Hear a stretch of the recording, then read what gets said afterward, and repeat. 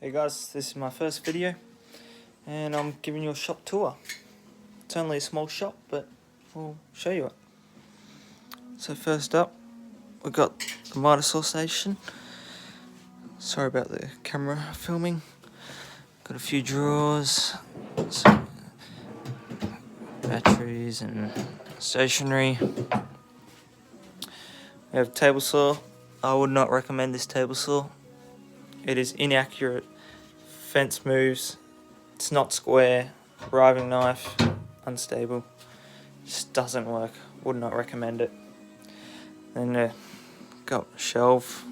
It's got a bit of mess. Got a lot of scrap wood there. Then come over here to. We got the tool chest trolley. Here we got all my drills and jigsaws and just a whole bunch of stuff. Random nail guns and stuff like that. All your earmuffs, tape and stuff, and got a few sockets there. At the moment, I'm making birdhouses. I will be starting my online Etsy store soon.